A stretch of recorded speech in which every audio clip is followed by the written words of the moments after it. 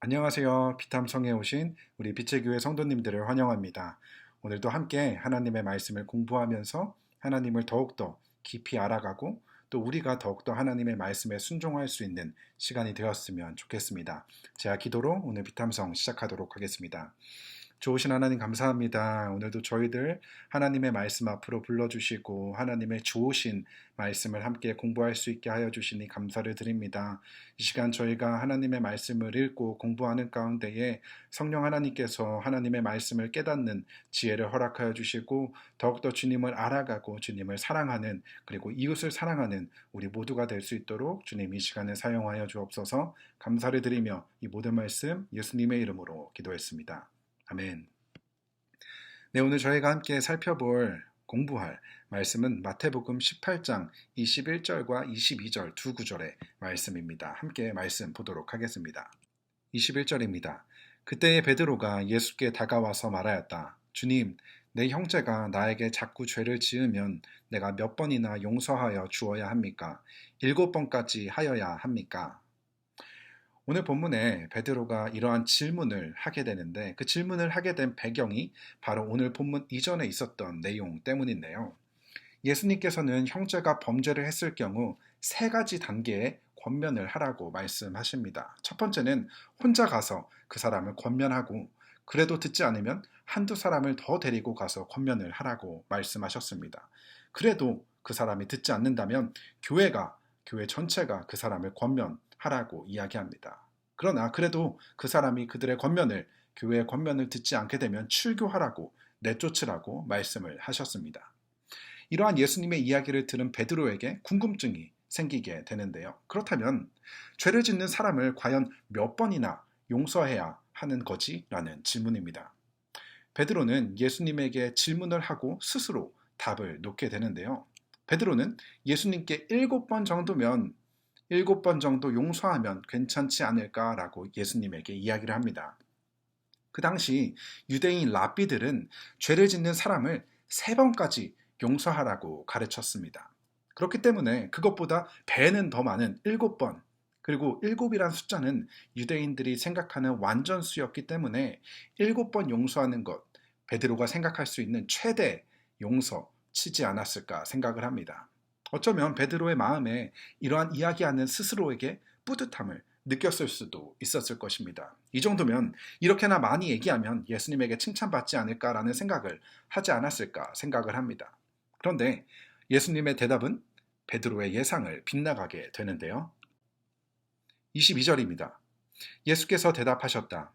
7번만이 아니라 70번에 7번이라도 하여야 한다. 아멘. 예수님께서는 7번이 아니라 70번에 7번, 70 곱하기 7번을 용서하라고 말씀하시는 것입니다. 70 곱하기 7이 몇이죠? 네, 490입니다. 예수님께서는 베드로에게 490번이라도 용서하라고 말씀을 하신 것입니다.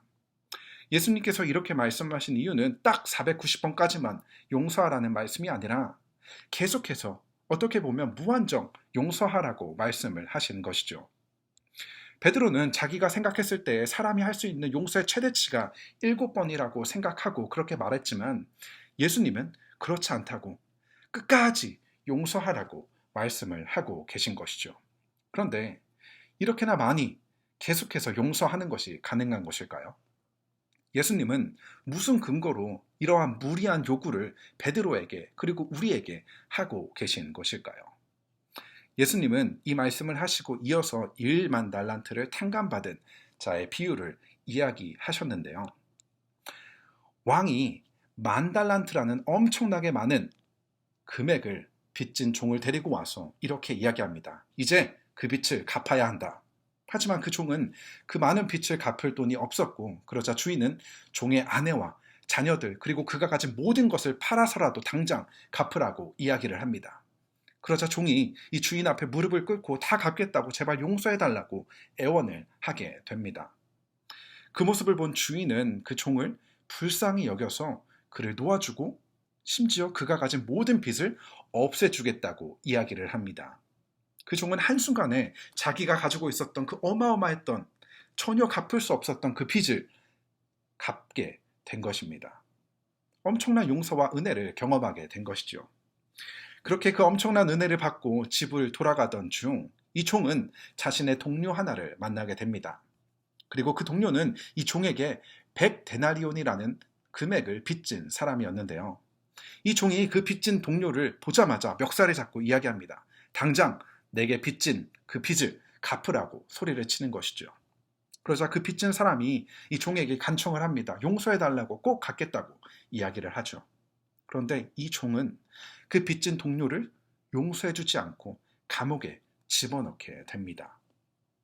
이 모든 광경을 본 다른 종들은 얼른 이 사실을 주인에게 알려주게 되고 이 이야기를 들은 주인은 화가 나고 그 종을 다시 불러다가 감옥에 넣게 됩니다.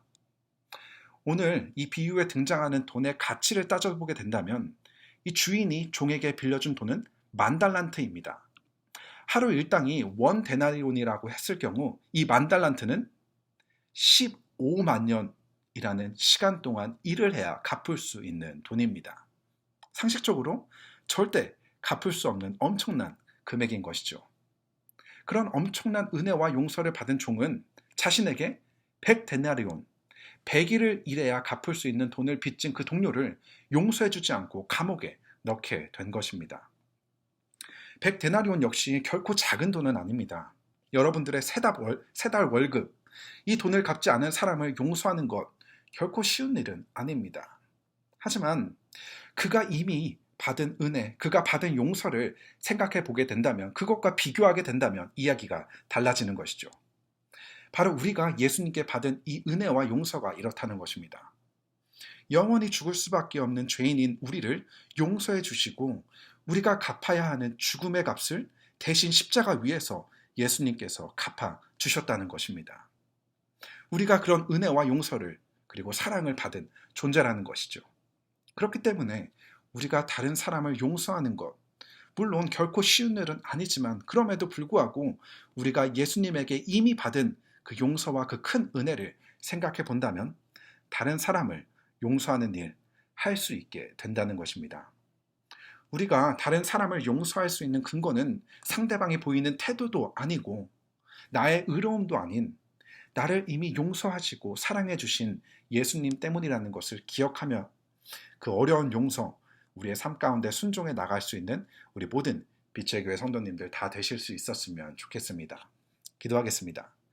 좋으신 하나님 감사합니다. 우리의 인생 가운데 다른 사람을 용서하는 일 참 힘들고 또 용서하고 싶은 마음이 들지 않을 때도 참 많이 있습니다. 그렇지만 그럴 때마다 이미 우리가 받은 그 예수님의 용서와 은혜를 기억하기를 원합니다. 십자가 위에서 나의 모든 죄의 빚을 대신 갚아주신 그 예수님의 사랑과 은혜를 기억하며 오늘도 나의 이웃을 용서하며 사랑할 수 있는 우리 모두 될 수 있도록 주님 도와주옵소서. 감사를 드리며 이 모든 말씀 예수님의 이름으로 기도했습니다. 아멘.